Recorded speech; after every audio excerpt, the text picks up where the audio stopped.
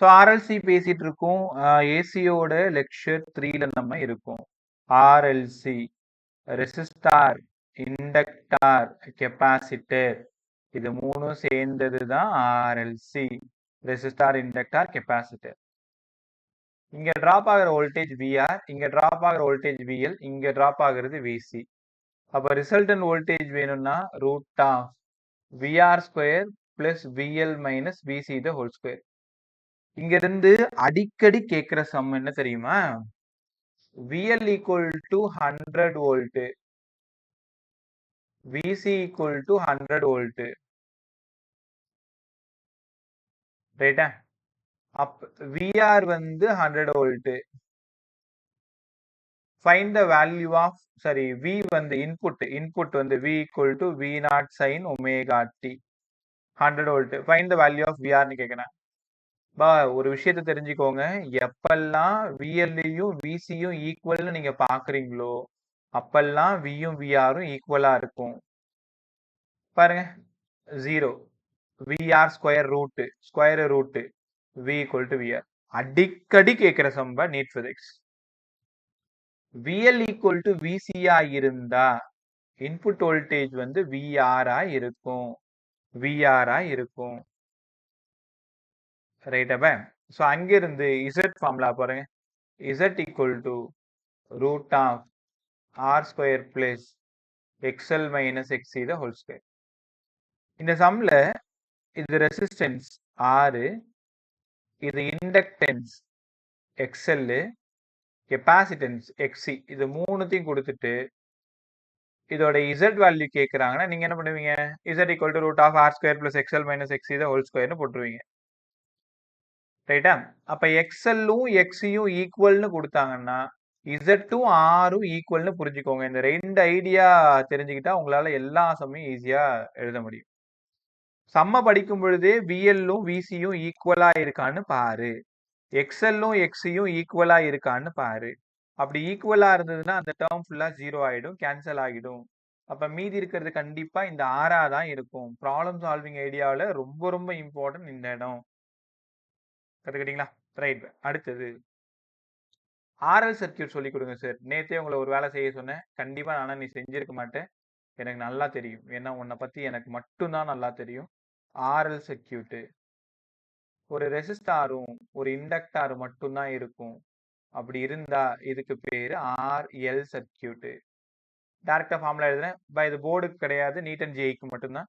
RLC வரைக்கும் தான் போர்டுக்கு. Root of VR square plus VL square. என்னங்க சி கிடையாது. tan phi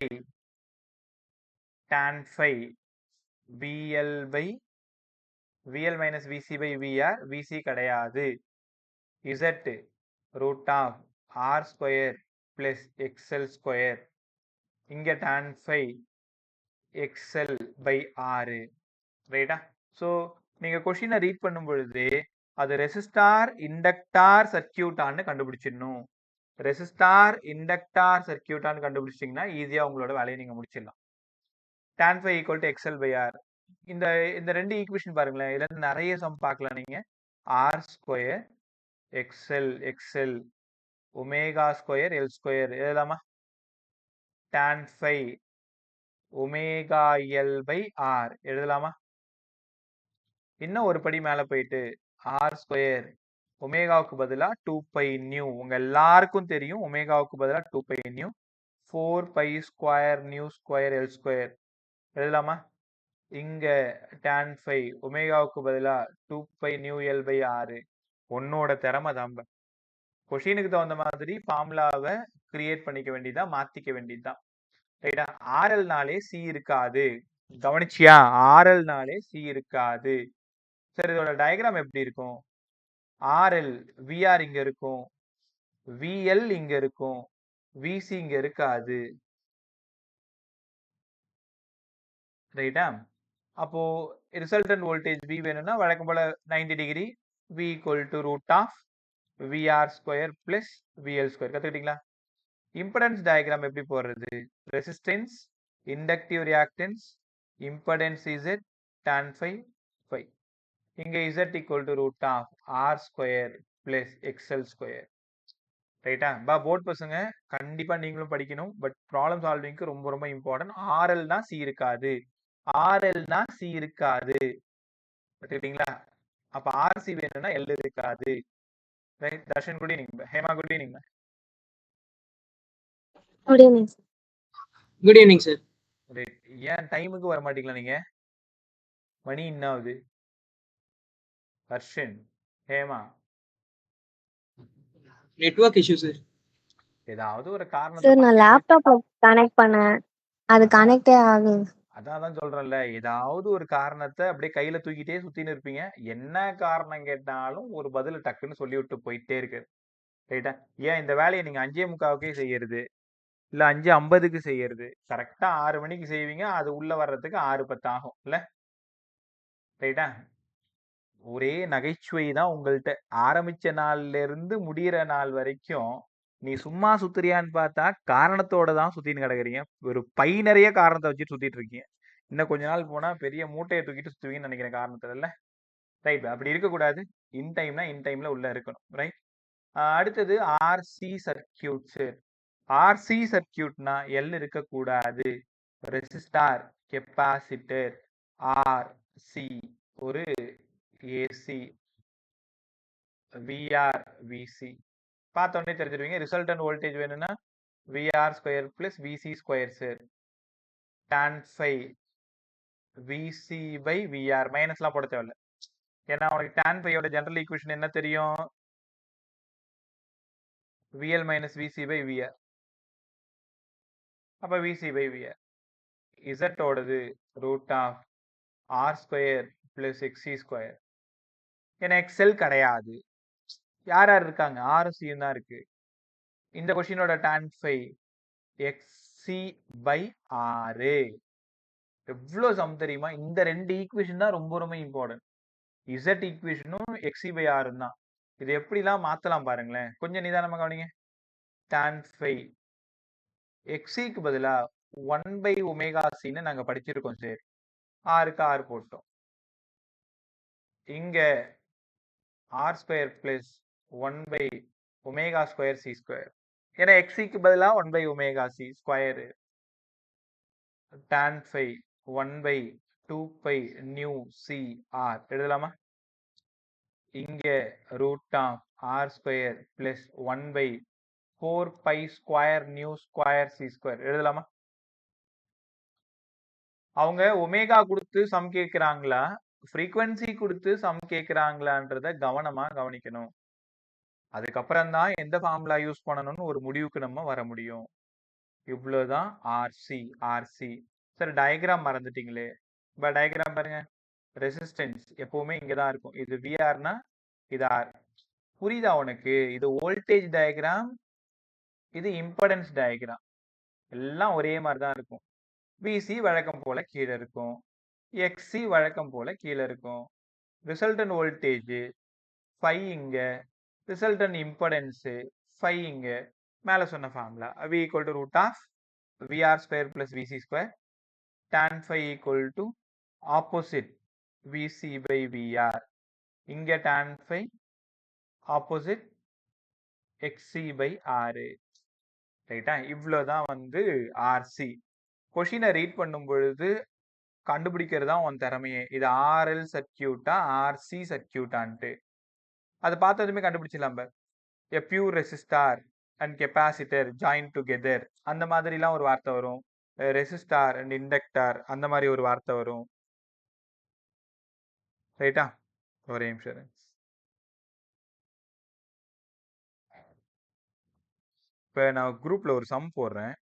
நீ யார் வேணாலும் அதை என்ன சம்முன்னு மட்டும் ஐடென்டிஃபை பண்ணு. எல்லாம் குரூப் பாரு.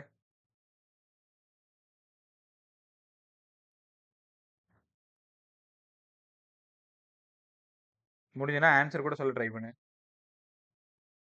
பார்த்துட்டியா? சம் நம்பர் 31 வந்திருக்கும் பாரு. Sum number 31. ஜெயசிகா குரூப்ல இருக்கமா நீனு? எஸ் சார் பார்த்துட்டேன். இது என்ன சம்பா இது? எனக்கு ஆன்சர் முதல்ல வேணாம், சம் சொல்லுங்க. ஆர்எல்சி ஆர்சி ஆர்எல் எல்சி என்ன சர்க்கியூட் இது? RL sir. RL ஒரு ரெசிஸ்டார். R வேல்யூ எவ்வளவுமாங்க? 100 ஓம். 100. Inductance 0.4 H. 4 ஹென்றி. எவ்வளவு வோல்ட்ல கனெக்ட் பண்ணிருக்கோம்? 220 வோல்ட். ஃப்ரீக்வென்சி எவ்வளவு? 50 50 ஹெர்ட்ஸ். Hertz.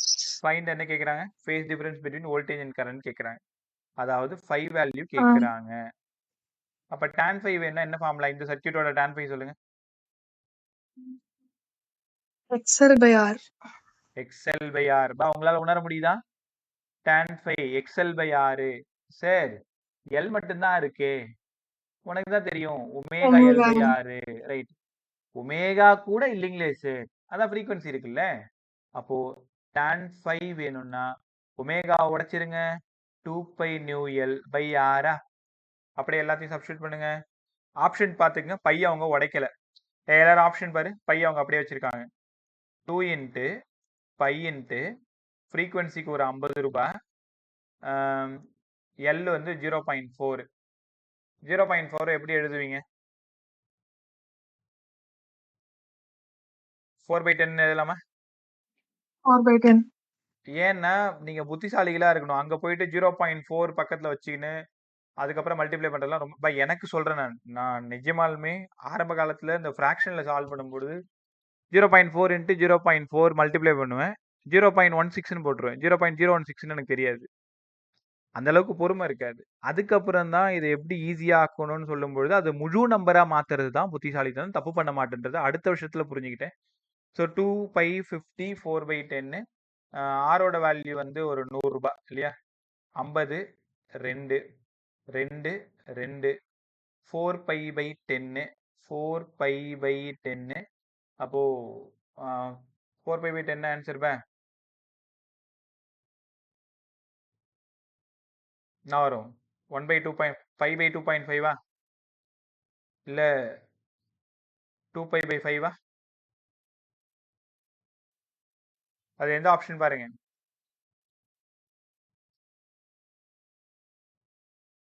ஆப்ஷன் 2 பாருங்க.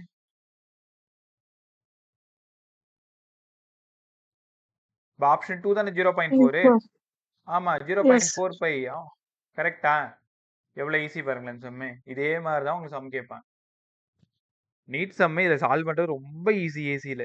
காரணம் ஒரு சின்னோண்டு ஸ்பார்க் அவ்வளவுதான். ஆர்எல்லா ஆர்சியா எல்சியா? ஆர்எல்சியா.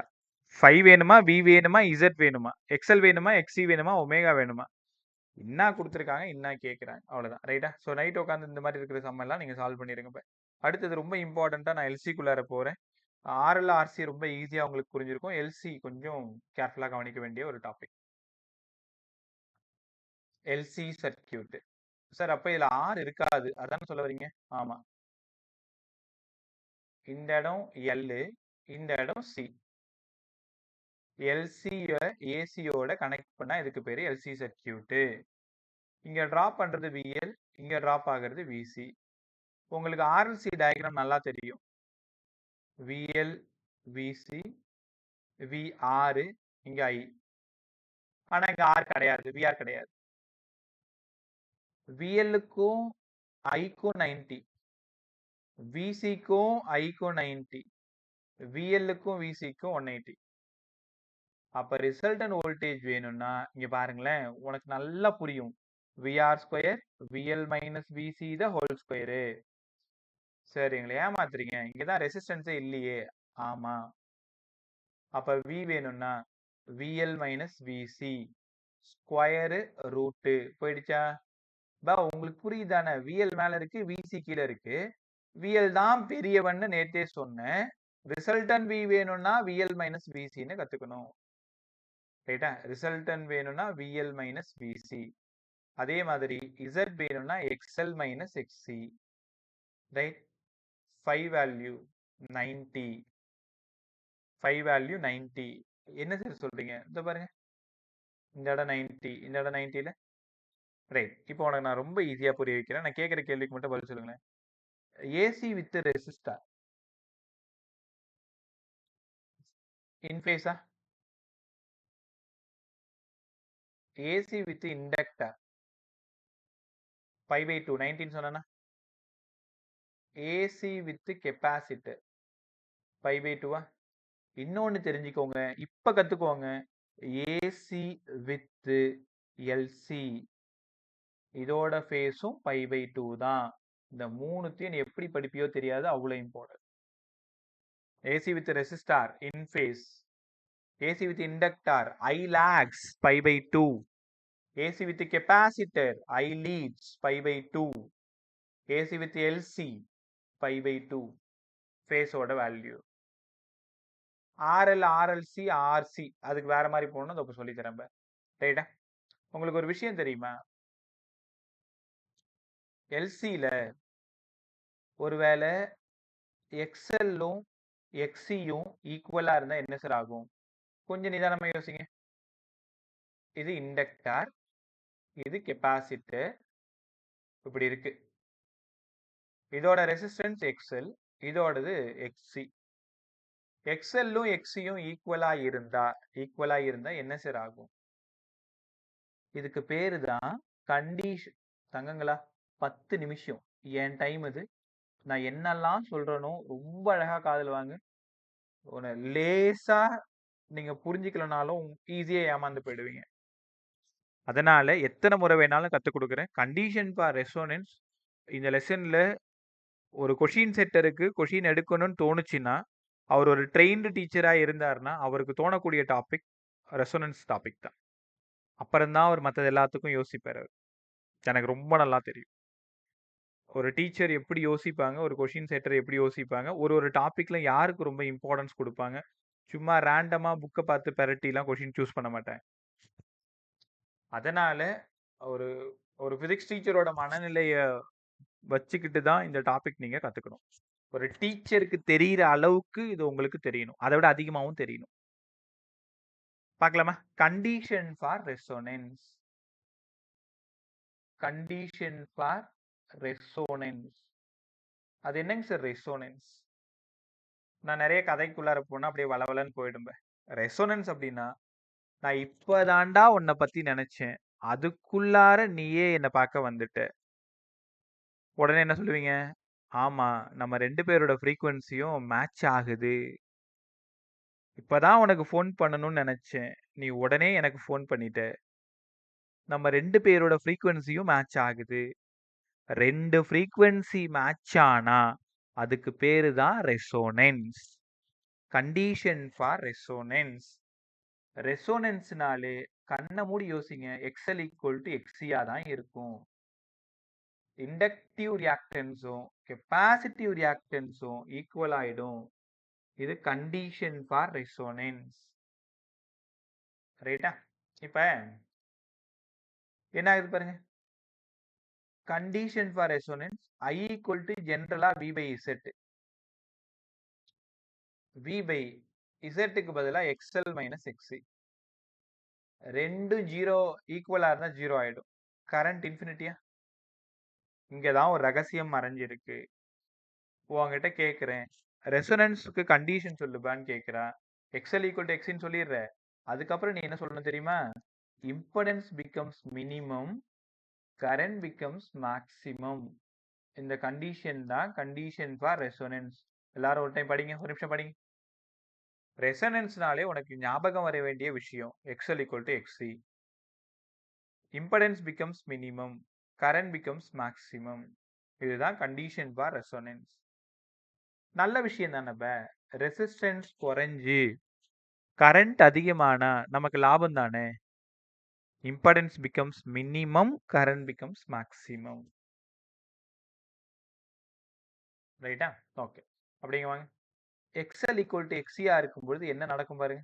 XL omega L, XE 1/ωc. சரிதானா? இந்த ஒமேகாவை தூக்கிட்டு வந்து ஒரு பக்கம் போட்டுருங்க.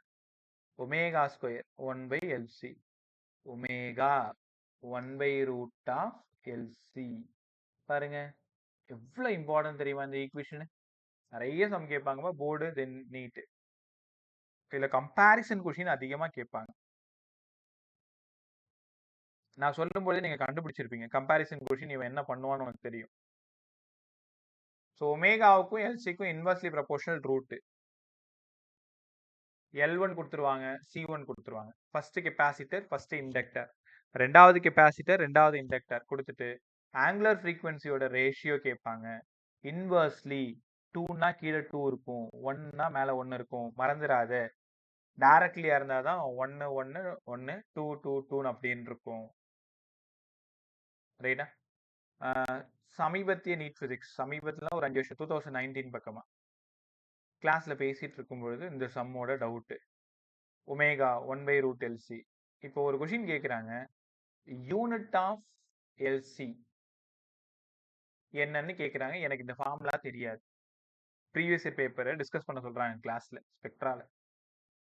நான் என்ன பண்றேன், எல்லுக்கு யூனிட்டை போய் கண்டுபிடிச்சிட்டு வரேன், சிக்கு யூனிட்டை கண்டுபிடிச்சிட்டு வரேன், ரெண்டுத்தையும் மல்டிப்ளை பண்றேன். ரொம்ப நேரமா அங்கேயே தடவிட்டு இருக்கேன், பசங்கள்லாம் சிரிக்கிறாங்க. ஆரம்ப காலம் அது, 1 வருஷம் தான் ஆச்சு. எனக்கு நிஜமாலுமே அப்ப தெரியல. அப்ப அந்த யோகேஸ்வரின்னு ஒரு கேர்ள், அவங்க தான் இதை வந்து கிளாஸ்ல வந்து சரி இப்படி சால்வ் பண்ணலான்னு ஒரு ஐடியா சொல்லியிருந்தாங்க. ரொம்ப நல்ல விஷயம், கற்றுக் கொடுத்தியா, நான் கற்றுக்கிறேன்னு சொல்லிட்டு அவங்கள்ட்ட இருந்து கேட்டது ஒமேகா 1/√LC. எனக்கு இந்த ஃபார்முலா பற்றி சரியாக டக்குன்னு ஞாபகம் வரல. நான் எல் ஃபார்முலா வேற ஒரு ஃபார்முலாவிலேருந்து எல்லோட யூனிட்டும் சியோட யூனிட்டும் எடுத்துட்டு வந்து ரெண்டுத்தையும் சால்வ் பண்ணி எல்சி கண்டுபிடிக்கிறேன். ஆன்சர் கரெக்டாக வருது, ஆனால் போர்டு ஃபுல்லாக வளவலன்னு எழுதுறேன். இப்போ அந்த கேர்ள் எப்படி சால்வ் பண்ணுறாங்கன்னா, √LC, சரி ஒமேகா ஸ்கொயர் 1/LC தானே, எல்சி 1/ஒமேகா ஸ்கொயர் தானே, எல்சி 1/4π² நியூ ஸ்கொயர் தானே. ஃப்ரீக்வன்சியோட யூனிட் ஹெட்ஸ்ன்னு சொல்லலாம், இல்லை ரெசிப்ரோக்கல் ஆஃப் டைம் பீரியட். அப்போ டி ஸ்கொயர் மேலே போயிடுச்சு பாருங்க. உனக்கு புரியுதா? இங்கே 1/t² வந்துடும், இந்த t² அப்படியே என்ன ஆயிடும், மேலே போயிடும். அப்போ unit of LC second square. ஒத்துக்கிறீங்களா? Unit of LC second square, dimension of LC t². நான் ஏதாவது தப்பு பண்ணியிருக்கேன் கவனிங்க. எல்சி 1/ஒமேகா ஸ்கொயர், ஒமேகாவுக்கு பதிலாக 2π நியூ, 4π² நியூ ஸ்கொயர், 4π² விட்டுருங்க. ஃப்ரீக்வன்சிக்கு 1/t, அதாவது டி இன்வர்ஸ். ஃப்ரீக்வன்சி ஸ்கொயரு கீழே t⁻⁻², அப்போ அது மேலே போயிடுச்சுன்னா t². எவ்வளோ ஈஸியாக இருக்கு. அதே மாதிரி தான் ஆர்சிக்கும் கண்டுபிடிக்கணும்.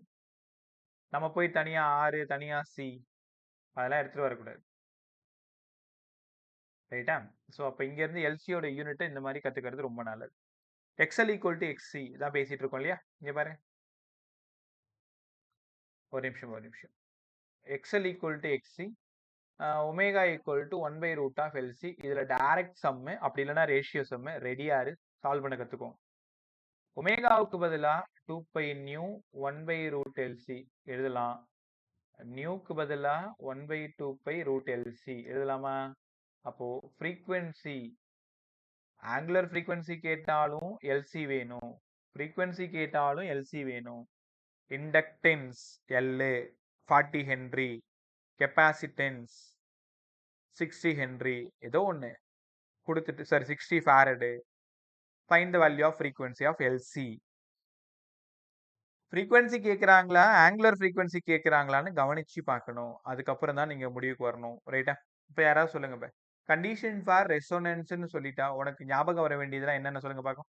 கண்டிஷன் ஃபார் ரெசோனன்ஸ் எடுத்தது என்ன ஞாபகம்?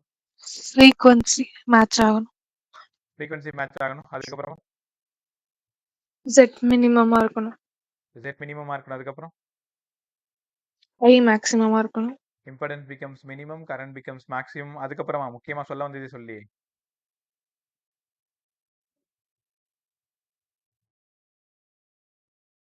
இதை சொல்லியிருக்கணும்ல.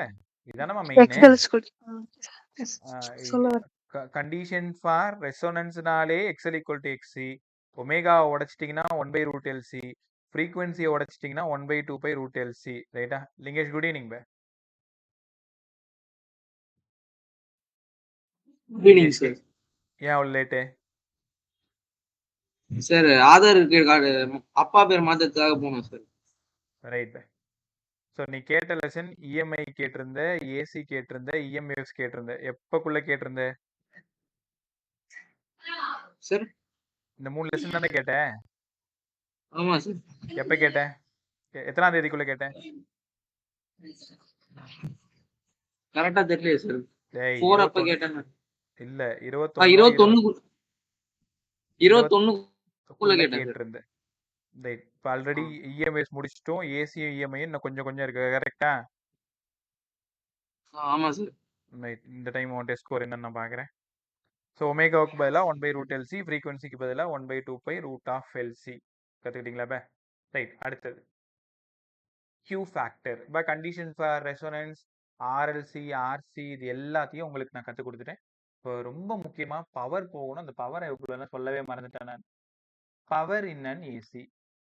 பவர் இன் அண்ட் ஏசி மொத்தம் 7 ஃபார்முலா போட போகிறேன் இப்போ நான். பக்கத்தில் ஒரு நோட் வச்சுருந்தா ஃப்ரீயாக வச்சுக்கோ. சால்வ் பண்ணி சொல்கிறது ஈஸியாக இருக்கும். பவர் என்னன்னு ஏசி. இப்போ ஜென்ரலாக பவருக்கு பதிலாக விஐ, வோல்டேஜ் இன்ட்டு கரண்ட்டு. ரைட்டா? இப்போ ஏசியோட பவர், பவர் என்னன்னு ஏசி, இந்த ஃபார்முலா படிச்சுக்கோங்க. VRMS IRMS cos phi. படிங்க இப்போ. ஆவரேஜ் பவர், நான் அதுக்கு டெரிவேஷன் போடல, டைரெக்டாக ஃபார்முலா சொல்கிறேன். அதனால உனக்கு கொஞ்சம் புதுசாக தான் இருக்கும். ஒரு ஏசியோட இது வோல்டேஜ் வேவு, இது கரண்ட்டோடது. வோல்டேஜும் கரண்ட்டையும் ப்ராடக்ட் பண்ணீங்கன்னா உனக்கு கிடைக்கிறது பவர்னு தெரியும். அதை சால்வ் பண்ணி எடுத்துட்டு வரும்போது விஆர்எம்எஸ் ஐஆர்எம்எஸ் காஸ் ஃபை. ரைட்டா? பொறுமையா பாரு. விஆர்எம்எஸ்க்கு V0/√2 எழுதலாம். ஐஆர்எம்எஸ்க்கு I0/√2 எழுதலாம். Cos phi. ஒன்று இந்த ஃபார்முலா யூஸ் பண்ணி சம்ம போடணும், இல்லை இந்த ஃபார்முலா யூஸ் பண்ணி சம்ம போடணும். படிங்க முதல்ல. ஆவரேஜ் பவர் என்னன்னு ஏசி. ஏசி லெசனை பொறுத்த வரைக்கும் பவர்னு ஒரு கொஷின் கேட்டாலே விஆர்எம்எஸ் ஐஆர்எம்எஸ் காஸ் ஃபை தான். V0/√2 I0/√2 cos five. ரைட்டா? சார் இது வார்த்தையை எப்படி சார் எழுதுறது? Average power equal to apparent power into power factor. இதையும் படிங்க. இந்த பேஜ் உனக்கு அவ்வளோ இம்பார்ட்டன்ட். ஒரு 1,00,000 ரூபாய்க்கு இம்பார்ட்டன்ட் வச்சுக்கோங்களேன். அப்போ எப்படி படிக்கலாம்? ஃபாஸ்ட்டாக படி. ஏசியில் பவர் கண்டுபிடிக்க சொல்கிறாங்கன்னா இந்த 3 ஃபார்முலா ஞாபகம் வரணும். VRMS IRMS cos phi, V0/√2 I0/√2 cos phi, apparent power into power factor. யார் அப்பேரண்ட் பவர்? இந்த V0/√2 I0/√2 அப்பேரண்ட் பவர்னு கூப்பிடணும். விஆர்எம்எஸ் ஐஆர்எம்எஸ் அப்பேரண்ட் பவர்னு கூப்பிடணும். காஸ் ஃபை பவர் ஃபேக்டர்னு கூப்பிடணும். படிச்சிங்களா? இப்போ கேட்கறதுக்கு நீங்கள் பதில் சொல்லணும், ஒவ்வொன்றா சொல்லணும். இந்த 7 கொஷினை தலையெழுத்து நீ படிச்சு தான் ஆகணும். ஏசி வித் ரெசிஸ்டாரோட பவர் என்னங்க சார்? AC with resistor. இதெல்லாம் ஏசி வித் ரெசிஸ்டார்லேயே சொல்லி கொடுத்துருக்கணும். ஆனால் எப்பவுமே எல்லா வருஷமும் என்ன பண்ணோம்னா எல்லாத்தையும் முடிச்சுட்டு கடைசியாக பவரில் அந்த 7 கொஷினை திருப்பி சொல்லி கொடுத்துருவோம். ஏசி வித் ரெசிஸ்டாரோட ஆவரேஜ் பவர் யாராவது சொல்லுங்க. ஏசி வித் ரெசிஸ்டார்ல ஃபேஸ் வேல்யூ எவ்வளோ? 0 அப்படின்னா இன் ஃபேஸ். ஆவரேஜ் பவருக்கான ஃபார்முலா இந்த மாதிரி ஓப்பன் பிராக்கெட் க்ளோஸ் பிராக்கெட் போட்டால் இதுக்கு பேரு average power. VRMS IRMS cos phi. அப்போ காஸ் 0 1. ஏசி வித் ரெசிஸ்டார்னு கேட்டாங்கன்னா காஸ் 0 1. VRMS IRMS. இந்த ஐஆர்எம்எஸ் இருக்கான்ல அவனுக்கு பதிலா விஆர்எம்எஸ் பை ஆர்னு எழுதலாமா? ஐக்கு பதிலா வி பை ஆர். அப்ப விஆர்எம்எஸ் பை ஆறு, வி ஸ்கொயர் ஆர்எம்எஸ் பை ஆறு. இந்த ஆப்ஷனை தான் நீங்க டிக் பண்ண போறீங்க. ஆக்சுவலா இது ஒரு சம்மு பே. சம்னா நியூமரிக்கல் மாதிரி டேட்டா சப்ஸ்டியூட் பண்ணி சால்வ் பண்றது கிடையாது. ஏசி வித் ரெசிஸ்டரோட ஆவரேஜ் பவர் வேல்யூ கேட்பாங்க. உனக்கு விஆர்எம்எஸ் ஐஆர்எம்எஸ் காஸ் ஃபைன்னு தெரியும், ஆனா 5 0ன்னு புரியணும். ரைட்டா? Cos 0 1 V square RMS by R. படிங்க எல்லாருமே. ஏசி வித் ரெசிஸ்டாரோட பவர் என்ன?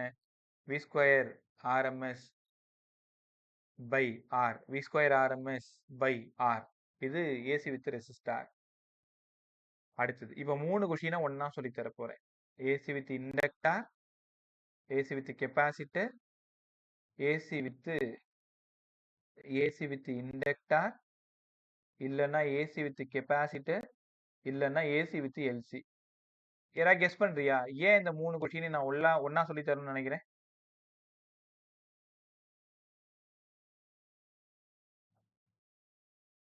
ஏன் இந்த 3 கொஸ்டினையும் ஒண்ணா சொல்லி தரணும்னு நினைக்கிறேன்? 5 மூணுத்தோட will be pi by 2. அவ்வளவுதான். மூணுத்தோட ஃபேஸ் வேல்யூ π/2. உங்களுக்கு தெரியுமா? ஒரு அற்புதமான ரகசியம் இங்க மறைஞ்சிருக்கு. ஏன் நம்ம வீட்ல இருக்கக்கூடிய டியூப் லைட்ல இண்டக்டார் யூஸ் பண்றோம்? இண்டக்டார்னா இப்ப இருக்கிற டியூப் லைட்லாம் எதுவுமே தெரியாது. அப்படி எல்இடி, எல்சிடி அந்த மாதிரி ரொம்ப அட்வான்ஸா வந்துடுச்சு. பழைய டியூப் லைட்லாம் நீங்க பார்த்துருப்பீங்க. பழைய டியூப் லைட்டோட அந்த திக்னஸ் கொஞ்சம் பெருசா இருக்கும். நடுவுல சின்னதா ரெக்டாங்குலர் ஷேப்ல ஒரு பாக்ஸ் மாதிரி இருக்கும், பார்த்துருப்பீங்க. நாங்க சின்ன பிள்ளையா இருக்கும்போது அதை உடைச்சு விளையாடுவோம், ஃபியூஸ் போன டியூப் லைட்ல. அதுக்கு பேர் வந்து இண்டக்டன்ஸ், அதாவது இண்டக்டிவ் காயில். ரைட்டா? எதுக்காக நம்ம வீடுகள்ல இருக்கக்கூடிய டியூப் லைட்ல இண்டக்டன்ஸ் யூஸ் பண்றோம்னா அதுக்கான காரணம் இப்போ உங்களுக்கு புரிஞ்சிடும். VRMS, IRMS, cos phi, 5 π/2 sir, π/2 90யா? காஸ் சாரி, 5க்கு பதிலாக π/2 0. அப்போ 0. Average power 0. ஒரு டியூப் லைட்ல இண்டக்டன்ஸ் யூஸ் பண்றதுக்கு காரணம் என்ன தெரியுமா? பவர் லாஸே இருக்காது, அதுக்காக தான் பயன்படுத்துறோம். அப்ப ஏசி வித் இண்டக்டாரோட ஆவரேஜ் பவர் என்ன? 0. ஏசி வித் கெப்பாசிட்டரோட ஆவரேஜ் பவர் என்ன? 0. ஏசி வித் எல்சியோட ஆவரேஜ் பவர் என்ன? 0. ரைட்டா? படிச்சிங்களா? இப்போ எனக்கு கிட்டத்தட்ட இதுல ஒரு 3, அதுல ஒரு 4 கொஸ்டின் படிச்சிருக்கோம். அடுத்தது ரொம்ப முக்கியமா இன்னும் நம்ம 3 கொஸ்டின் படிக்கணும். முதல்ல நான் என்ன பண்றேன்? ஏசி வித் ஆர்எல்சி கத்து கொடுத்துட்றேன். AC with RLC. இந்த ஆர்எல்சி டயக்ராம் யோசிச்சு பாருங்க. மேல எக்ஸ்எல் மைனஸ் எக்ஸி, இந்த இடம் ஆர், இந்த ஆங்கிள் ஃபை. இப்ப இங்க இருந்து காஸ் ஃபை கண்டுபிடிங்க. Adjacent side by hypothesis. Adjacent side R, hypothesis இசட்டா பாருங்க. புரியுதா உங்களுக்கு? இந்த இடம் ஆறு. நான் tan ஃபை கண்டுபிடிக்கல, காஸ் ஃபை கண்டுபிடிக்கிறேன். tan ஃபைனா எக்ஸ்எல் மைனஸ் எக்ஸி பை ஆர்னு நேரம் போட்டிருப்பீங்க. Cos phi R by Z, R by Z. எதுக்காக காஸ் ஃபை கண்டுபிடிச்சேன்னு நேரம் உனக்கு தெரிஞ்சிருக்கும். ஏன்னா ஆவரேஜ் பவரோட மெயின் ஈக்குவேஷன் என்ன? VRMS IRMS cos phi. இந்த காஸ் ஃபைக்காக ஆர் பை இசட் விஆர்எம்எஸ். இந்த ஐஆர்எம்எஸ் இருக்குல்ல, அதுக்கு பதிலா விஆர்எம்எஸ் பை இசட்னு எழுதுறேன். உங்க ஸ்கிரீன் தெரியல. ஸ்கிரீன் தெரியலையா? என்னாச்சு? இப்போ தெரியுது சார். இப்போ தெரியுது சார். Okay okay. எவ்வளவு நேரம் தெரியல? கரோலின் குடி நீங்க. கொஞ்ச நேரம் தான் சார். ரைட். மற்றவங்களாம் கிளியரா இருக்கா screen? Yes, sir. Right. So கேர்ஃபுல்லாக கவனிங்க. விஆர்எம்எஸ் இந்த ஐக்கு பதிலாக வி பை ஆர். ஏன் நீங்க ஆர் போடாம இசட் போட்டீங்க? ஏன்னா இங்க என்ன இருக்கு? ஆரும் இருக்கு, எல்லும் இருக்கு, சியும் இருக்கு. நேற்று ஒரு வார்த்தை சொன்னேன், காம்பினேஷன். இசட்ன்றது என்னன்னா impedance, resistance offered by the combination of resistor, inductor, capacitor. ரைட்டா? அப்ப விஆர்எம்எஸ் பை இசட்டு, காஸ் ஃபைக்கு பதிலாக ஆர் பை இசட்டு. ஆர்எல்சி நீங்க கண்டிப்பா படிச்சாகணும். மற்றதெல்லாம் ஈஸியா டிக் பண்ணிடலாம். இங்க ஆர்எல்சி கேட்குறாங்களா, ஆர்சி கேட்குறாங்களா, எல்சி கேட்குறாங்களா, நாளைக்கு தெரிஞ்சிடும் நீ எவ்வளவு படிச்சிருக்கேன்ட்டு. அப்ப இங்க இருந்து V square RMS into R by Z square. ஆர்எல்சியோட இசட் வேல்யூ என்ன? Root of R square plus XL minus XC the whole square. கரெக்டா? அப்டேட் பண்ணுங்க. Average power of RLC V square RMS into R, Z ஸ்கொயருக்கு பதிலாக root of R square plus XL minus XC the whole square. இதுதான் அவ்வளோ important. இதை டைரக்டாவே அப்படியே கேட்பாங்க, சம்மா கேட்க மாட்டாங்க. ஆர்எல்சியோட ஆவரேஜ் பவர் என்னடா? V square RMS into R by root of R square plus XL minus XC the whole square. Right by. இப்போ உங்ககிட்ட நான் ஒரு கொஸ்டின் கேட்குறேன். RL ஓட ஆவரேஜ் பவர் ஹோல் ரூட் வருமா சார்? எங்கம்மா? ஓ Z ஸ்கொயர் சாரி மேல Z ஸ்கொயர். இல்ல அது என் தப்பு தான். அப்ப ஸ்கொயர் நான் அதை கவனிக்கல. Root of R square plus XL minus XC the whole square. Root வரக்கூடாது. நான் பண்ண தப்பு நீ பண்ணாத, மறந்தும் கூட ரூட் போட்டுறாத. நான் அதை கவனிக்கல. So V square RMS into R by R square plus XL minus XC the whole square. அப்படியே இந்த ஃபார்முலாவை பார்த்து ஆவரேஜ் பவர் ஆஃப் RL எழுதுங்க யாராச்சும்.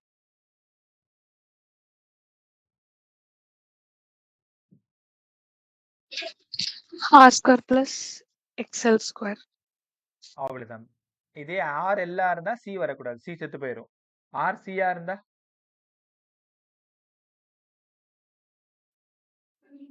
R square plus XC square. தேவைப்பட்டா இந்த XL உடைச்சிருங்க, தேவைப்பட்டா இந்த XC உடைச்சிருங்க, தேவைப்பட்டால் இந்த ஒமேகா உடைச்சிருங்க. அது வந்து கொஷினுக்கு தகுந்த மாதிரி, ரைட்டா? இப்ப 7 கொஷின் உங்களுக்கு ஞாபகம் வந்துருச்சா? இப்படி டக்கு டக்குன்னு ஃபாஸ்டா ஞாபகம் வருதான்னு பாரு. First AC with resistor 50 average power V square RMS by R. AC with inductor capacitor LC 5 ஓட வேல்யூ பை பை 2. மூணுத்துக்கும் ஆவரேஜ் பவர் 0. மூணாவது question RLC average power V square RMS into R by R square plus XL minus XC the whole square. RL average power V square RMS into R square plus XL square. RC average power V square RMS into R by R square plus XC square. நீ என்ன பண்ணுவே தெரியாது. Average பவர்னு ஒரு topic வந்துட்டாலே 7 question நீங்க படிச்சுதான் ஆகணும். இது first question, இது செகண்ட், தேர்ட், ஃபோர்த், இது ஃபிஃப்த், இது சிக்ஸ்த், இது செவன்த். இந்த 7 கொஸ்டின் தெரியாம உன்னால ஒன்றும் பண்ண முடியாது. போத் ரெண்டு பேருக்குமே NEET and JEE plus board எப்படி பவர் எழுதணும்னு கத்துக்கணும். VRMS IRMS cos phi. சரி, சம்மா எப்படி கேட்பாங்க? சம்மா எப்படி கேட்பாங்கன்னு சொல்லட்டா? இங்க பாருங்களேன். V equal to 15 sin omega t, I equal to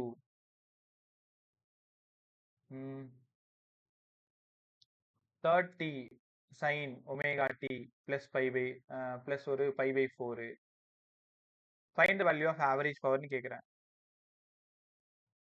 VRMS IRMS cos phi. இந்த இடம் V0, இந்த இடம் I0. என்ன பண்ணணும்? V0 by root 2, I0 by root 2 cos phi. Substitute பண்ணி பட்டு காமிக்கிறேன். 15 by root 2, 30 by root 2 cos phi க்கு பதிலா cos 45. சரி, ஏன் cos 45 ன்னு எழுதுறீங்க? sin omega t plus pi by 4. உங்களால உணர முடியுதா? இந்த ரெண்டு ஈக்குவேஷன்ல கரண்ட் pi by 4 அளவுக்கு அதிகமா இருக்கு பாருங்க. பிளஸ் மேல இருக்கிறவன் ஒமேகா டி பிளஸ் 0, கீழே இருக்கிறவன் பிளஸ் pi by 4 அதிகமா இருக்கான் 45 டிகிரி. சால்வ் பண்ணா ஏதோ ஒரு ஆன்சர் வரப்போகுது. இப்படிதான் அந்த சம்ம சால்வ் பண்ணணும். டைரக்டா விஆர்எம். அதே மாதிரி மெஷர்டு வோல்டேஜ்னா அது விஆர்எம்எஸ் தான், மெஷர்டு கரண்ட்னா அது ஐஆர்எம்எஸ் தான். குழப்பிக்காதீங்க. மேக்சிமம்னா தான் V0, பீக் வேல்யூ அப்படின்னா V0 I0ன்னு கத்துக்கணும். கத்துக்கிட்டீங்களா? ரைட். அங்கிருந்து Q ஃபேக்டருக்கு போறோம். கொஞ்சம் இந்த பவர் அதிகமா இம்பார்ட்டன்ட் கொடுத்து படிங்க. Q ஃபேக்டர்னா என்னங்க சார்? Q ஃபேக்டர்னா குவாலிட்டி ஃபேக்டர் அப்படின்னா என்னங்க சார்? ஆக்சுவலா அந்த Q factor valid only LC circuit. LCல மட்டும்தான். இங்க பாருங்க, இது ஒரு L, இது ஒரு C. இந்த சர்க்கியூட்ல இங்க VL, இங்க VC, இங்க அப்ளைடு வோல்டேஜ் V. Q ஃபேக்டர்னா குழப்பிக்காதீங்க. ஒரு 2 மார்க் கொஸ்டின், ஃபார்முலா வேணும், 2 மார்க் வேணும். கேட்லாக் கவனி. voltage drop across inductor to the applied voltage. இல்லன்னா capacitor to the applied voltage. படிங்க. Voltage drop across inductor to the applied voltage. Voltage drop across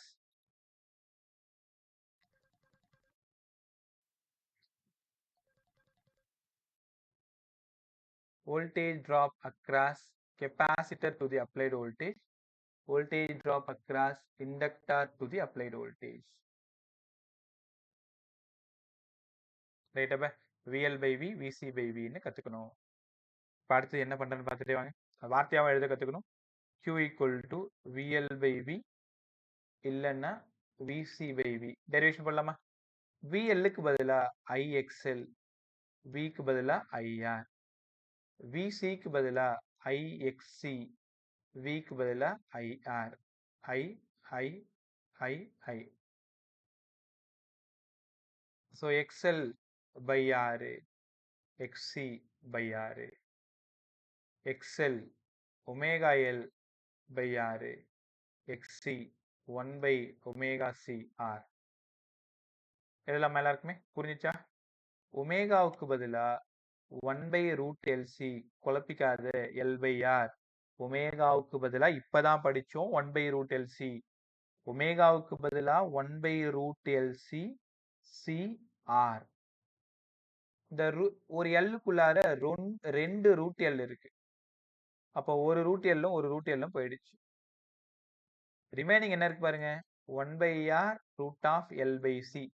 ஒரு L மேல இருக்கு, ஒரு சி கீழே இருக்கு. ஒரு சில 2 ரூட் சி இருக்கு. ஒரு ரூட் சி ஒரு ரூட் சி போயிடுச்சு. இந்த எல் அப்படியே மேல போயிடுச்சு. அங்க ஒரு 1 by R இருக்கு. என்ன ஃபார்முலால போட்டாலும் கடைசியா நீங்க தேடி வர்றது குவாலிட்டி ஃபேக்டர்னு சொல்லிட்டாலே 1 by R root of L by C. Formula படிச்சீங்களா? இது அப்படியே 3 மார்க்ல போர்டு பசங்களே கேட்பாங்க. ஒழுங்கா படிச்சுக்கோ. இந்த டயக்ராம் போடணும், ஒரு டெஃபினிஷன் எழுதணும். Voltage drop across inductor to the applied voltage, voltage drop across capacitor to the applied voltage எழுதலாமா? அதுக்கப்புறமா 1 by R root of L by C, 1 by R root of L by C right. யாரா எனக்கு ஒரு தகவல் சொல்லுங்களேன், quality ஃபேக்டருக்கும் ரெசிஸ்டன்ஸுக்கும் என்ன சம்பந்தம் பாருங்க.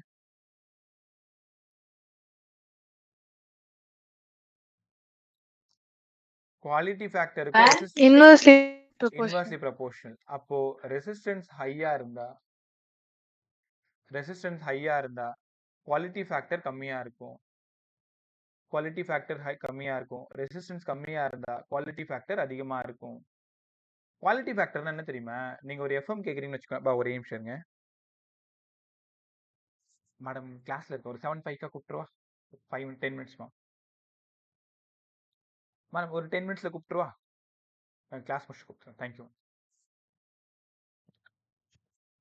பிரின்சிபல் ஒருத்தவங்க நம்மளோட போகும். So R great quality factor. Quality factor அப்படின்னா ரெசிஸ்டன்ஸ் அதிகமா இருந்தா குவாலிட்டி ஃபேக்டர் கம்மியா இருக்கும். ரெசிஸ்டன்ஸ் கம்மியா இருந்தா குவாலிட்டி ஃபேக்டர் அதிகமா இருக்கும். ரைட்டா? இன்னொரு முக்கியமான விஷயம், அது என்னங்க சார் குவாலிட்டி ஃபேக்டர்? இப்ப நீங்க ஒரு எஃப்எம் கேக்குறீங்கன்னு வச்சுக்கோங்களேன். அந்த எஃப்எம்ல 93.5 வைக்கிறீங்க. அப்படியே வாய்ஸ் அவ்வளோ ஷார்ப்பா இருக்கும். ஒரு நல்ல பாட்டு, உனக்கு பிடிச்ச பாட்டு பிரமாதமா கேக்குதுன்னு வச்சுக்கோங்களேன். அப்படியே 93.4 போங்க, 3 போங்க. ஒரு மாதிரி நாய்ஸியா இருக்காது. கொரன்னு இப்ப என் குரல் மாதிரி இருக்கும் பாருங்களேன். 6, 7 போனாலும் அப்படிதான் இருக்கும்ல. அப்ப 93.5லயே அந்த மாதிரி கொரன்னு கேட்டா அந்த சிஸ்டத்தோட குவாலிட்டி ஃபேக்டர் ரொம்ப கம்மியா இருக்குன்னு அர்த்தம். ரைட்டா? குவாலிட்டி ஃபேக்டர் கரெக்டா இல்லைன்னு அர்த்தம். அப்ப குவாலிட்டி ஃபேக்டர் அதிகமாக்கணும்னா ரெசிஸ்டன்ஸ் வேல்யூ நம்ம குறைக்கணும். உங்களுக்கு ஒரு முக்கியமான விஷயம் தெரியுமா? Quality factor is just a number. அதோட வேல்யூ 10 to 100 தான் இருக்கும். Quality factor is just a number. அதோட வேல்யூ 10 to 100 தான் இருக்கும். இப்போ ஒரு கிராஃப் ஒன்று உங்க போர்டுக்கு தேவைப்படும். இங்க பாரு, குவாலிட்டி ஃபேக்டர் ஐயோ போனல போட்டுனா, ரெசிஸ்டன்ஸ் ஹையா இருந்தா குவாலிட்டி ஃபேக்டர் கம்மியா இருக்கும், அதாவது ஃபிளாட்டா இருக்கும். ரெசிஸ்டன்ஸ் லோவா இருந்தா குவாலிட்டி ஃபேக்டர் ரொம்ப ஷார்ப்பா இருக்கும்.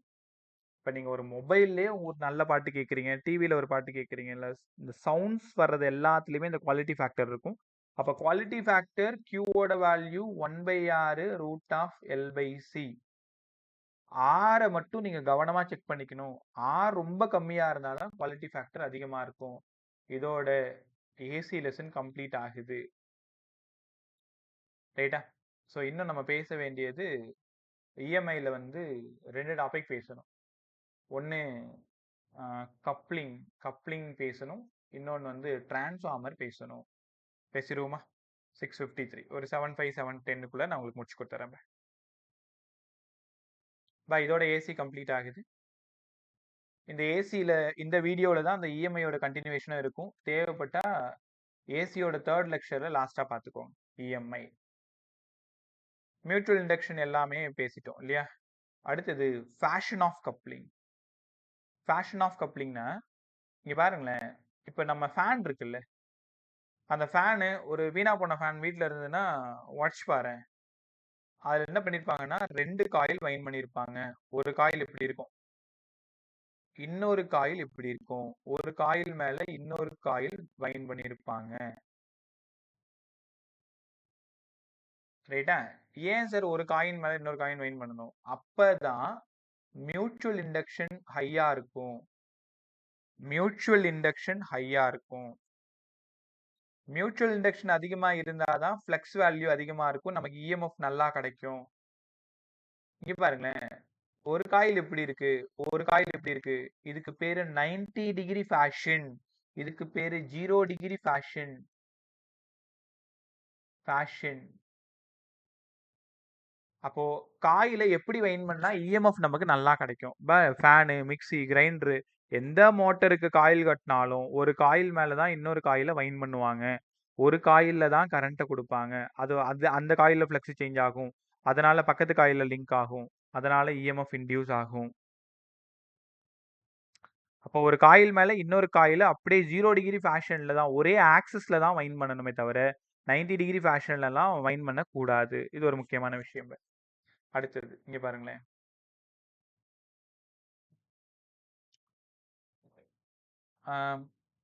இது ஒரு இண்டக்டர் L1, இன்னொரு இண்டக்டர் L2. எப்ப 2 இண்டக்டர் பக்கத்துல இருக்கோ அப்பவே இங்க M வந்துரும். ரைட்டா? கேர்ஃபுல்லா கவனிங்க, அவ்வளவு இம்பார்ட்டன்ட் பாருங்க. இந்த M-க்கும் L1 L2க்கும் என்ன சார் சம்பந்தம்? படிங்க, ஒழுங்கா படிங்க, ஃபாஸ்டா படிங்க. Mutual induction is directly proportional to root of L1 into L2. உனக்கு நல்லா தெரியும் தானே, ஒரு இண்டக்டர் இண்டக்டன்ஸ் இருக்கும், இன்னொரு இண்டக்டர் இண்டக்டன்ஸ் இருக்கும். எப்ப நீ 2 காயில பக்கத்துல வச்சிட்டியோ ஒரு காயிலோட லிங்க் இன்னொரு காயிலுக்கு போகும். அப்ப M = K root of L1 L2. யார் சார் அந்த K? K தான் இந்த இடத்துல கப்ளிங் கான்ஸ்டன்ட். ரைட்டா? K ஓட வேல்யூ இங்க கப்ளிங் கான்ஸ்டன்ட். இதுக்கு ஃபார்முலா 5s/5p. அப்படின்னா flux linked with the secondary coil to the flux linked with the primary coil. Flux linked with the secondary coil to the flux linked with the primary coil. இந்த value K. இந்த K ஓட வேல்யூவை நம்ம வச்சுக்கிட்டு தான் எப்படி நம்ம நல்லா கப்ளிங் பண்ண முடியும்ன்றதை இப்ப நம்ம கத்துக்க போறோம் கொஞ்ச நேரத்துல. ரைட்டா? முதல்ல இந்த ஃபார்முலா படிங்க. M = K root of L1 L2. நிதானமா கவனிங்க, நான் பார்த்த சம் எல்லாத்துலயுமே L1 கொடுத்துறாங்க, L2 கொடுத்துறாங்க, M கொடுத்துறாங்க, K கேட்கிறாங்க. அப்படி என்ன பண்ணுன்னு யோசிச்சுக்கோ.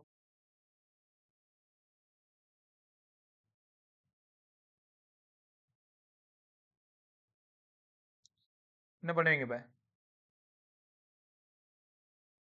K = வாய் தர M/root of L1 L2. இந்த ஃபார்முலால நீங்க சம போடணும்.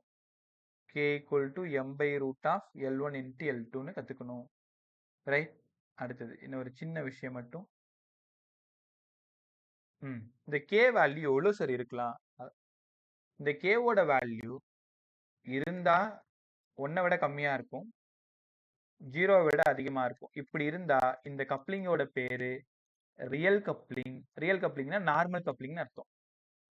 Real coupling, normal coupling, normal coupling, இன்னொரு புக்ல லூஸ் கப்ளிங் இப்படிலாம் போட்டிருக்கும். அதாவது கப்ளிங்னா என்ன? ஒரு காயிலையும் இன்னொரு காயிலையும் எப்படி நீங்க கப்பிள் பண்ணணும், அதான் கப்ளிங். ஃபேனை உடைச்சு பாரு, ஏற்கனவே சொன்ன மாதிரி தான். ஒரு காயில் மேலதான் இன்னொரு காயில் வைண்ட் பண்ணணும், அதுக்கு பேரு டைட் கப்ளிங். இப்ப நம்ம பண்றது எல்லாம் டைட் கப்ளிங்கா இருக்கிறதுனால தான் மியூச்சுவல் இண்டக்ஷன் நல்லா கிடைக்குது, ஃபேன் நல்லா ஓடுது. அப்ப ரெண்டு விதமா புரிஞ்சுக்கணும். கேவோட வேல்யூ ஒன்னா இருந்தா அது டைட் கப்ளிங். டைட் கப்ளிங் கேவோட வேல்யூ between 0 to 1 இருந்ததுன்னா அது லூஸ் கப்ளிங்கா இருக்கலாம், ரியல் கப்ளிங்கா இருக்கலாம், நார்மல் கப்ளிங்கா இருக்கலாம். ரைட்டா? உங்களுக்கு தெரியுமா, இந்த கப்ளிங் இருக்கு பாத்தீங்களா, இந்த கப்ளிங் தான் டைட் கப்ளிங். ஒண்ணு மேல ஒண்ணு வைண்ட் பண்றோம்ல, இதுதான் கேவோட வேல்யூ 1. இது 90 டிகிரி. 90 டிகிரினா கேவோட வேல்யூ கண்டிப்பா 0ன்னு புரிஞ்சுக்கணும். கத்துக்கிட்டீங்களா? ஸோ இதோட இந்த பிரச்சனை முடிஞ்சது. பட் டிரான்ஸ்ஃபார்மர் எல்லாருக்குமே தெரியுமா? இல்லை டீச் பண்ணுமா? பதில் சொல்லுங்க. சார் டீச் பண்ணுங்க சார். அதான் எங்கடா இன்னும் ஆளை காணவேன்னு பார்த்தேன். டிரான்ஸ்ஃபார்மர் எத்தனை வருமா? ஏற்கனவே நிறைய முறை கத்துக்கிட்ட போல் இருக்கு. மறந்துட்டேன் அதானே? சார் இன்னும் சார் ஒரு ஃபார்முலாஸ் வாட்டி. மட்டும் ரிவைஸ் பண்ணுங்க சார். ஷியோர்மா. ஒரு வாட்டி. ரைட் பண்ணு. ஒரு 5 நிமிஷம் தான் பாகு. இந்த டிரான்ஸ்ஃபார்மர் நடத்தி அது புளிச்சு போச்சு. அவ்வளோ டிரான்ஸ்ஃபார்மர் இத்தனை காலகட்டத்தில், அதுவும் ஒரு வருஷத்துக்கு கிட்டத்தட்ட அது ஒரு 17-18 முறை நடத்த வேண்டியதாயிடுச்சுன்னு வச்சுக்கோங்களேன். இப்போ உங்கள் பேட்ச்க்கே நிறைய நடத்துன மாதிரி இருக்கு, அதுக்காக கேட்குறேன். சரி, இப்போ நான் கண்டிப்பாக கற்றுக் கொடுக்குறேன், நல்லா கற்றுக்கும். டயக்ராம் வந்து போர்ட் பசங்க ஒழுங்காக போடணும். இந்த மாதிரி ஒரு பாக்ஸ் போட்டுக்கோங்களேன், டயக்ராம் போட்டு அப்புறமா மீதி எல்லாம் சொல்லித்தரேன். இப்படி ஒரு கோடு போட்டுக்கோ, இப்படி ஒரு கோடு போட்டுக்கோ, இப்படி ஒரு கோடு போட்டுக்கோ. தான் சொல்கிறேன்ல, ஆதித்யால எப்போ பார்த்தாலும் இந்த S2 பசங்களை தான் கொடுப்பாங்க. S2னா இருக்கிறதுலே ரொம்ப வீக் பேட்ச். தப்பா சொல்லலப்ப, அந்த 7-8 டீச்சர் இருப்போம், அந்த 8 டீச்சரும் எஸ்கேப் ஆயிடுவாங்க. நான் லாஸ்டா ஜாயின் பண்றதுனால இந்த S2 பேட்ச் எனக்கு ஓடியாந்துடும். S2 பேட்ச்ல என்னன்னா, எப்பவுமே A batch, B batch, C பேட்ச்னா அப்படியே டாப்ல இருந்து வர்ற மார்க் எல்லாம் வந்து கடைசியா என்ன பண்ணாலும் பாஸ் பண்றது ரொம்ப கஷ்டமா இருக்குன்ற மாதிரியான பசங்க. நான் பசங்களை தப்பா சொல்லல, அவங்களோட அவ்வளவுதான் அவங்களுக்கு வருதுன்னு வச்சுக்கோங்களேன். அவங்க கூட போராடும் பொழுதுதான் பக்கத்திலேயே உட்கார்ந்துன்னு பென்சிலால கையை பிடிச்சி இந்த டயக்ராம்லாம் வரைஞ்சு கொடுத்த ஞாபகம் எனக்கு. இந்த டயக்ராமே போட தெரியல சார், நோட் எடுத்துட்டு வாடா, அவன் கையில ஒரு பென்சிலை கொடுத்து, இந்த சின்ன பிள்ளைல உங்களை எல்லாம் அம்மா ஆனா அவன் நான் சொல்லி கொடுத்தாங்களே, அந்த மாதிரி ஒரு கட்டம் போடுறா, நடுவில் ஒரு கட்டம் போடு, மேல ஒரு கூடை போடு. நிலைமை அவ்வளவு கவலைக்கிடமா இருந்தது. அங்க இருந்து ஓடி ஆனவனா அதுக்கப்புறம் ஸ்டேட் போர்டு பக்கமே போகக்கூடாது, இந்த பேப்பர் திருத்துற பக்கமே போகக்கூடாதுன்னு வந்துட்டான். ரைட், இங்க பாருங்களேன், இப்படிதான் இந்த டிரான்ஸ்ஃபார்மரை ரொம்ப அழகா டிரா பண்ணணும். டிரான்ஸ்ஃபார்மர் இதுல 1 மார்க் உனக்கு வேணும்னா இங்க 5ன்னு ஒரு வார்த்தை நீங்க எழுதணும். பிரைமரி காயில டினோட் பண்ணணும், செகண்டரி காயில டினோட் பண்ணணும், இதெல்லாம் எழுதணும். இங்க அப்படியே சும்மா அப்படியே கலர்லாம் அடிச்சுக்க வேண்டியதுதான். இதுதான் டிரான்ஸ்ஃபார்மர். முதல்ல எந்த டாபிக் நீங்க படிச்சாலும் அது என்ன வேலை செய்யுதுன்னு படிங்களேன். லோ அல்டர்னேட்டிங் கரண்ட் அத ஹை அல்டர்னேட்டிங் கரண்டா மாத்தும்.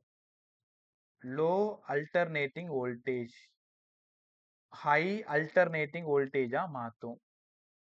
வைஸ் வெர்சா, லோ கரண்ட்டை ஹையாவோ ஹை கரண்ட்டை லோவாவோ மாத்தும். டிரான்ஸ்ஃபார்மரால செய்ய முடியாத விஷயம் பவரை இன்க்ரீஸ் பண்ணவோ டிக்ரீஸ் பண்ணவோ முடியாது. நல்லா கத்துக்கோ, இது சூப்பரான 1 மார்க். டிரான்ஸ்ஃபார்மர்ல வோல்டேஜ் இன்க்ரீஸ் பண்ணலாமா? எஸ் சார், பண்ணலாம் சார், சூப்பர் சார். கரண்ட்டை இன்க்ரீஸ் பண்ணலாம், டிக்ரீஸ் பண்ணலாமா? பண்ணலாம் சார். யாரை மட்டும் இன்க்ரீஸ் பண்ணவோ டிக்ரீஸ் பண்ணவோ முடியாது? பவரை மட்டும் இன்க்ரீஸ் பண்ணவோ டிக்ரீஸ் பண்ணவோ முடியாது. நல்லா கத்துக்க, எப்ப கேட்டாலும் சொல்லிட்டு இருக்கணும்.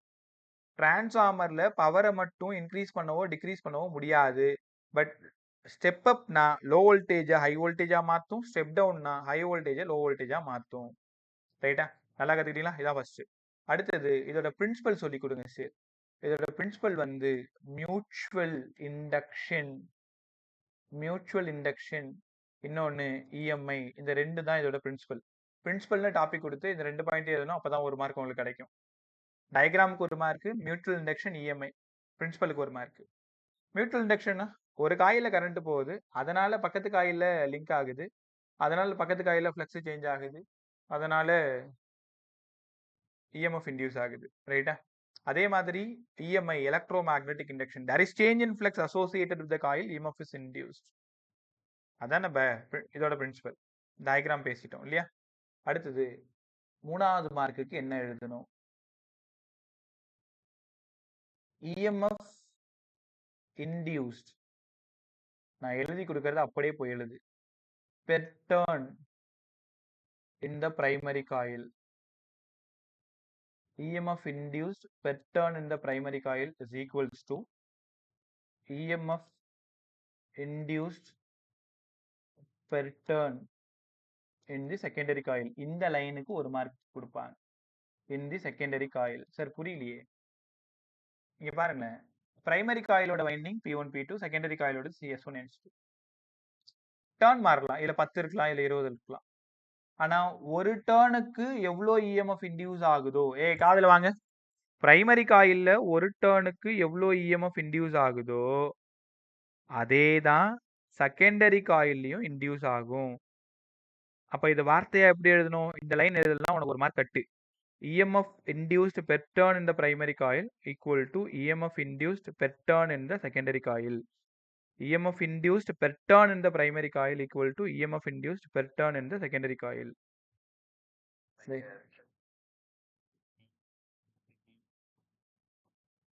ஒரு நிமிஷம்.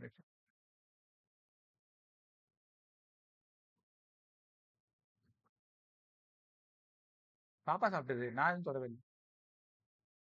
இல்ல அது 2வது தான் சாப்பிட்டது. அதுதான் கேட்கணும். இப்ப வரேன். So EMF induced per turn in the primary coil equal to EMF induced per turn in the secondary coil. EP by NP, ES by NS. உங்களால உணர முடியாத? ஏன்னா EPன்றது EMF, NPன்றது number of turn, ES EMF, N number of turn. Primary காயில்ல, secondary காயில்ல.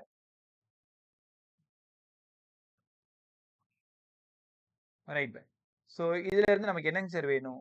இப்போ ஒன்றும் இல்லை, கெமிஸ்ட்ரி கிளாஸ் இன்னைக்கு அதை ஸ்டார்ட் பண்ணிட்டாரான்னு பார்த்தேன். ஸ்டார்ட் பண்ணிட்டேன். So ES by EP equal to NS by NP. ரொம்ப நல்லா கற்றுக்கிட்டீங்களா? இந்த ஸ்டெப் ஃபுல்லாகவே எல்லாத்துக்கும் ஒரு mark.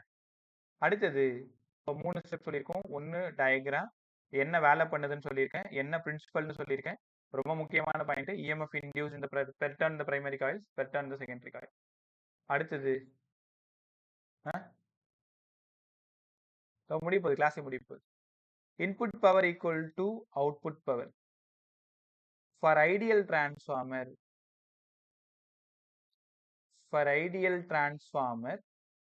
Input power equal to output power. Input power equal to output power. உங்களுக்கு தெரியுமா, ஐடியல் டிரான்ஸ்ஃபார்மர்ல நான் 100 ரூபாய் பவரை, காதுல வாங்கு, நான் 100 ரூபாய் பவரை 100 வாட் பவர் கொடுத்தனா அதே 100 வாட் தான் செகண்டரியில வெளில வரும். ஏன்னா இப்பதான் சொன்னேன், டிரான்ஸ்ஃபார்மர்ல பவரை இன்க்ரீஸ் பண்ணவோ டிக்ரீஸ் பண்ணவோ முடியாது. டிரான்ஸ்ஃபார்மர்ல பவரை இன்க்ரீஸ் பண்ணவோ டிக்ரீஸ் பண்ணவோ முடியாது. Input power equal to output power. கரெக்டா? அப்படின்னா இந்த ஈக்குவேஷன் இதுக்கப்புறம் என்ன சார் எழுதுறது? Input power product of voltage into current, power product of voltage into current. Input primary, secondary. கரெக்டா? அதை தான் இந்த லெசன்ல நம்ம இபிஐபி இஎஸ்ஐஎஸ்ன்னு எழுதுறோம். குழப்பிக்காத, நீ வி போட்டிருக்கீங்களே சார், இங்க இ போட்டிருக்கீங்களேன்ட்டு. இஎம்எஃப் வின்னு யூஸ் பண்ணிக்கோ, இல்லை இன்னு யூஸ் பண்ணிக்கோ, உன் விருப்பம். இப்போ இந்த இடத்துல இருந்து நமக்கு இஎஸ் பை இபி தான் வேணும். இஎஸ் பை இபி வேணும்னா இங்க ஐபி பை ஐஎஸ்னு ஆகிடும். அப்ப இதுக்கு ஒரு பாக்ஸை போட்டு விடுங்க, மேல இதுக்கு ஒரு பாக்ஸை போட்டு விடுங்க. இது ரெண்டுத்தையும் கம்பேர் பண்ணுங்க. இஎஸ் பை இபிக்கு NS by NP, ES by இபிக்கு ஐபி பை ஐஎஸ், எல்லாத்தையும் ஈக்குவேட் பண்ணீங்கன்னா ஃபைனலா இனிமேல் டிரான்ஸ்ஃபார்மர் ஈக்குவேஷன் சொல்லுங்க பான்னா என்எஸ் பை என்பி. மறந்தும் கூட ஐஎஸ் பை ஐபின்னு எழுதிடாத. IP by IS equal to some constant K. அந்த கேக்கு பேரு தான் transformer ratio. K transformer ratio, K transformer ratio. ரைட்டா? கண்டிப்பா இதை எழுதிக்கணும். இப்ப ஃபார்முலா முடிஞ்சு போச்சு, எல்லாம் முடிஞ்சு போச்சு, 4 மார்க் முடிஞ்சிருச்சு ஃபைனலா.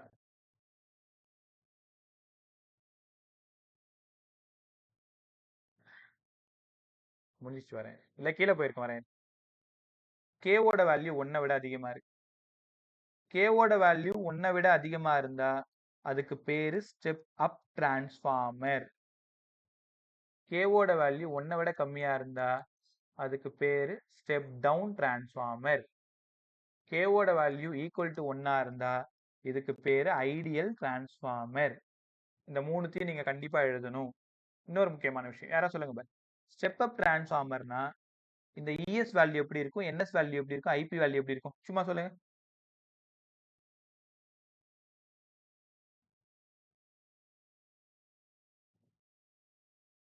கேவோட வேல்யூ 1 விட அதிகமா இருக்கு அப்படின்னா ஸ்டெப் அப் டிரான்ஸ்ஃபார்மர் மேல எல்லாம் அதுதான் அப்ப இஎஸ் எப்படி இருக்கணும், கிரேட்டரா இருக்கணும் ஐபியை விட. அதிகமா இருக்கும். என்எஸ் எப்படி இருக்கும், என்பியை விட அதிகமா இருக்கும். ஐபி அதிகமா இருக்கும் ஐஎஸ் விட.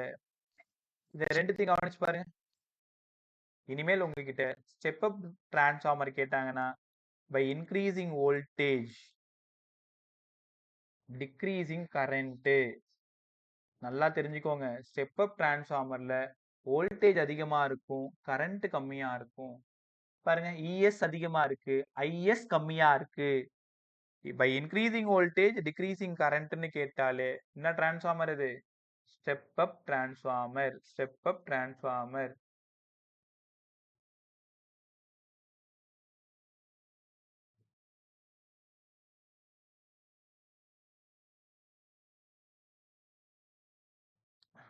ரைட்டா பே? யாரா ஸ்டெப் டவுன் சொல்லுங்க பாக்க யாராச்சும். EP greater than ES. EP greater IS. than ES. NP greater than NS. NP greater than NP NS. greater than NS. இல்ல அதெல்லாம் okay. IS greater than IP. Increased voltage, increased current. அவ்வளவுதான். By decreasing voltage increasing current. By decreasing voltage increasing current. By K equal to 1 ஒண்ணுமே பண்ண முடியாது. எல்லாமே ஈக்குவலா இருக்கும். ES equal to EP, NS equal to NP, IS equal to IP. இங்க பாருங்களேன், இந்த ஃபார்முலாவில் மேல இருக்கிற வேல்யூலாம் பெருசா இருந்தா ஸ்டெப் அப், மேல இருக்கிற வேல்யூலாம் சின்னதா இருந்தா ஸ்டெப் டவுனு, ரெண்டு வேல்யூ ஈக்குவலா இருந்தா ஐடியல். கத்துக்கிட்டீங்களா? அடுத்தது லாஸ்டா எஃபிஷியன்சி ஈட்டா. இந்த மாதிரி போட்டா எஃபிஷியன்சி. எஃபிஷியன்சிக்கு output power by input power. Output power by input power. Output யாரு பே? செகண்டரியோடது. இன்புட் யாரு? பிரைமரியோடது. அப்ப எஃபிஷியன்சிக்கு ஃபார்முலா படிங்க. ESIS by EPIP. கண்டிப்பா எஃபிஷியன்சி நீங்க பர்சன்டேஜ்ல சொல்லணும். சூப்பரான சம்பா இது. என்ன தெரியும் பண்ணுவாங்க? எஃபிஷியன்சி 80%, IS வேல்யூ கொடுத்துருவாங்க, IP வேல்யூ கொடுத்துருவாங்க, EP வேல்யூ கொடுத்துருவாங்க, ES கேட்பாங்க. நீ தான் யோசிக்கணும். 80/100 ஈக்குவல் டு ES மட்டும் தெரியாது, IS தெரியும், EP தெரியும், IP தெரியும். அப்ப ES மட்டும் நீங்க கண்டுபிடிக்கணும். அப்ப efficiency ESIS by EPIP into 100. 5 mark நம்ம பேசிட்டோம். டிரான்ஸ்ஃபார்மர் என்ன பண்ணணும் பாருங்க. முதல்ல டிரான்ஸ்ஃபார்மரோட வேலை எழுதணும், டயக்ராம் எழுதணும், பிரின்சிபல் எழுதணும். இந்த பாயிண்ட் கண்டிப்பா எழுதணும். EMF induced per turn in the primary coil, EMF induced per turn in the secondary coil. அங்கிருந்து EP by NP, ES by NS எழுதணும். அதுக்கப்புறமா for ideal transformer input power equal to output power, EPIP equal to ESIS. தென் எல்லாத்தையும் சேர்த்து ES by EP, NS by NP, IP by IS K எழுதணும். Kக்கு பேர் வச்சிடணும். Transformer ratio 1 விட அதிகமா இருந்தா ஸ்டெப் அப் டிரான்ஸ்ஃபார்மர், 1 விட கம்மியா இருந்தா step down transformer, equal to 1 இருந்தா ideal transformer. By increasing voltage decreasing current. Then efficiency formula போடணும். அதில் ப்ராப்ளம் சால்வ் பண்ண கற்றுக்கணும். நாளைக்கா இதோட ப்ராப்ளம்ஸ் எல்லாத்தையும் நான் உனக்கு கற்றுக் கொடுக்குறேன். பட் நாளைக்கு உங்களோட வேலை ஏசி ஃபுல்லாக முடிச்சிருக்கணும், EMI ஃபுல்லாக முடிச்சிருக்கணும். என்ன